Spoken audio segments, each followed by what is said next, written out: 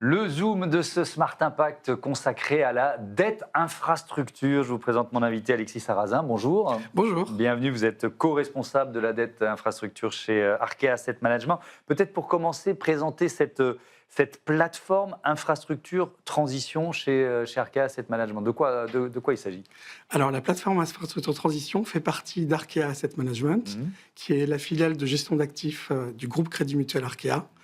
On gère autour de 60 milliards d'euros, dont 1 milliard d'euros gérés par la plateforme Infrastructure Transition, à travers plusieurs fonds d'investissement et mandats. Et donc, la thématique d'investissement de cette plateforme, c'est de financer les actifs, les actifs d'infrastructure qui contribuent aux transitions énergétiques et aux transitions digitales en Europe, y compris la D'accord, France. donc on est au cœur des enjeux dont on parle quotidiennement dans ce Smart Impact. Alors je veux bien qu'on fasse un peu de pédagogie parce que tout le monde, et j'avoue que j'avais quelques doutes, même si intuitivement je peux comprendre, de quoi on parle? C'est quoi une dette infrastructure?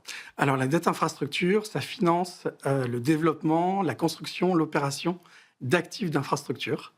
On est vraiment dans l'économie réelle, en fait. Ça peut être des autoroutes, des aéroports, des ports, des centrales de traitement de déchets, des réseaux de distribution d'électricité, et également tous les secteurs liés aux transitions énergétiques, aux transitions digitales, les énergies renouvelables, mais pas que, également les nouvelles mobilités électriques, les data centers, les réseaux de fibres.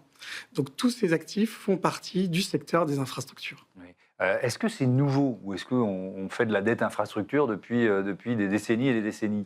En fait, donc l'infrastructure, ça accompagne le développement des pays, ça Oui. rend des services essentiels aux personnes, aux communautés, avec un impact sur les territoires. Effectivement, l'investissement dans les infrastructures, par exemple, le plan nucléaire en France dans les années 60, c'était du financement d'infrastructures qui était porté par la puissance publique. Et maintenant, depuis, la fin des années 80, de plus en plus financé par le secteur privé. Et dans le futur, encore plus, avec tous les besoins d'investissement qui sont nécessaires pour rénover et développer l'infrastructure dans les différents pays en Europe. Ouais. Si on regarde un peu les chiffres des dépenses climatiques actuelles, publiques plus collectivités, environ 32 milliards d'euros par an sont des chiffres 2023-2024. Si on essaye de se projeter et de répondre aux objectifs de limitation du réchauffement, alors on va dire plus 2 degrés pour être lucide, à quel point il faut augmenter ces dépenses climatiques pour tenir cet objectif? J'ai eu raison de réviser. Donc, il y a un rapport qui a été sorti en 2024 par la Direction générale du Trésor qui Ouais. estime à 60 milliards d'euros par an les investissements nécessaires pour la décarbonation dans les actifs de transport et les actifs d'énergie. Et Donc, ça, c'est c'est du trajectoire 2030. C'est du x2, ça, C'est ça, et par ça rapport à ce que tu représente disais. 2% de PIB. Ouais. Donc et sans dette infrastructure, on n'y arrivera jamais? C'est extrêmement important justement de mobiliser en fait la puissance privée. Donc évidemment, on a les banques commerciales, on a les fonds d'investissement, les grosses utilities qui investissent dans les actifs d'infrastructure au jour le jour. Et il y a une prise de relais en ce moment, et donc notamment à travers les fonds qu'on gère dans la plateforme Infrastructure Transition, pour mobiliser donc les ressources des assureurs, des fonds de pension, des family office, pour contribuer au financement de ces transitions. Et de plus en plus, donc là, la vraie voie d'avenir, donc à travers la loi Industrie verte qui a été votée en 2024, c'est donc permettre aux investisseurs privés non professionnels, dès le premier euro, d'investir dans les fonds de dette infrastructure pour également participer au financement de l'économie réelle. Mmh. C'est quoi? C'est une façon de mobiliser l'épargne des Français ou je suis à côté de la plaque quand je pose cette Clairement, question-là? clairement. C'est exactement ça. Voilà, donc par exemple dans le cadre de distribution par des assureurs de contrats d'assurance vie, par exemple. Ouais, ouais. On rappelle qu'il y a 6 000 milliards d'épargne potentiellement mobilisable. Si on rentre un peu dans le détail du fonctionnement, qui sont vos clients? Des collectivités, des grands groupes privés? Qui sont vos clients? Alors, donc nos clients d'abord, donc dans la plateforme, on gère des fonds d'investissement. Donc nos Ouais. clients, ce sont nos investisseurs. D'accord. Et nos contreparties, donc les projets qu'on finance, Mmh. ils sont portés Donc par des acteurs de très grande taille, hein, ça peut être des fonds d'investissement mondiaux ou alors des utilities type EDF et Engie. Oui. Et donc à l'autre bout du spectre, ce sont des acteurs de taille petite à moyenne, des porteurs de projets Mhm. qui développent le projet sur un plan local, qui cherchent des fonds et à qui on peut apporter des enveloppes de financement pour développer leur projet. Est-ce qu'il y a une question de la question de la durée, elle est importante, j'imagine. C'est-à-dire que ce sont des investissements lourds avec une rentabilité qui est pas rapide. À quelle échéance on peut espérer de la rentabilité sur ces investissements? Enfin, nous, on regarde le couple risque-rentabilité. Hein. Oui. La classe d'actifs infrastructure, elle est caractérisée par sa résilience, d'abord, donc justement son rôle central dans l'économie. Il y a eu toute une littérature qui a été faite, enfin, des études faites par Standard & Poor's et Moody's qui montraient la résilience de la classe d'actifs infrastructure par rapport à d'autres classes de dette, hein, donc la dette corporate, par exemple, avec des taux de défaut qui sont significativement inférieurs. Et ça, c'est dû justement à son caractère stable, des actifs de long terme, avec une durée de vie certes finie, mais de long terme. Ça peut aller de 30 à 35 ans pour une centrale solaire, à une centaine d'années pour des actifs hydroélectriques. Donc, ce caractère stable de long terme, c'est un élément clé pour le caractère crédit, enfin la bonne note crédit de ce type d'actifs. Et la rentabilité est à l'avenant, mais présente quand même une prime par rapport à d'autres classes de dette, dette corpo ou dette corpo cotée, où la rentabilité est finalement très intéressante. Alors, je vais vraiment poser une question de béotien, j'assume totalement.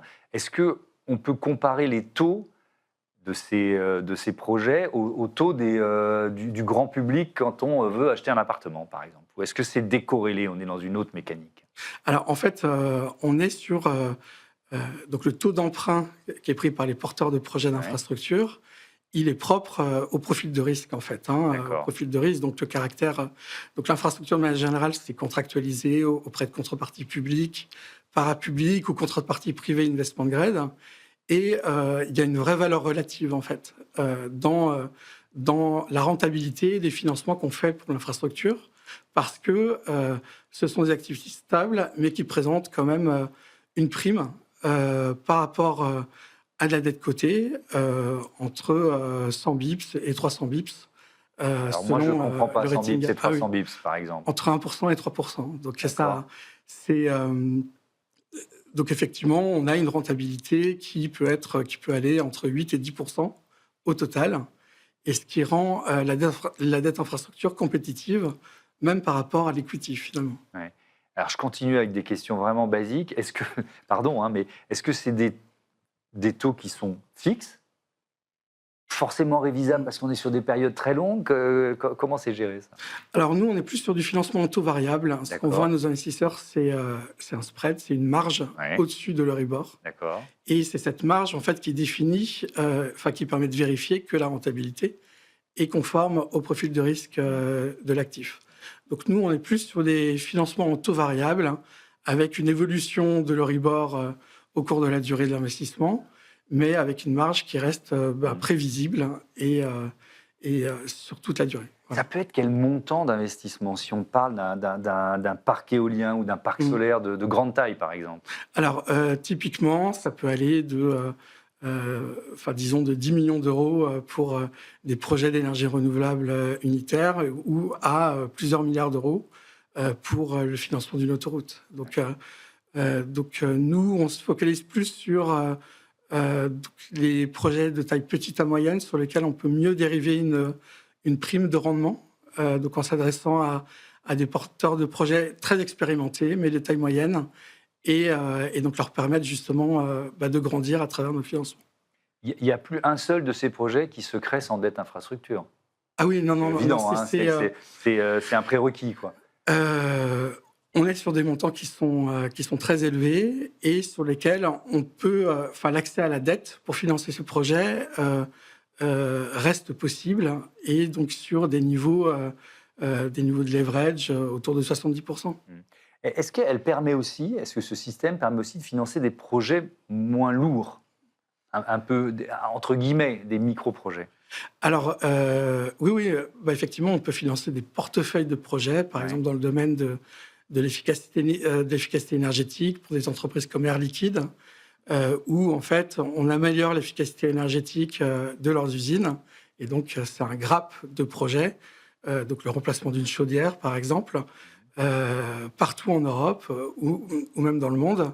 Ensuite, il faut faire quand même attention au côté granulaire. On réalise beaucoup d'études, on est assisté de la part par des conseillers externes, des conseils techniques, juridiques, financiers. Et donc, ça peut être très complexe de regarder trop de projets en même temps de petite taille. Merci beaucoup, Alexis Sarrazin, et à bientôt sur Bismart for Change. On passe à notre rubrique Prêt pour l'impact. C'est le grand entretien de l'émission et je reçois François Gemène dans un instant.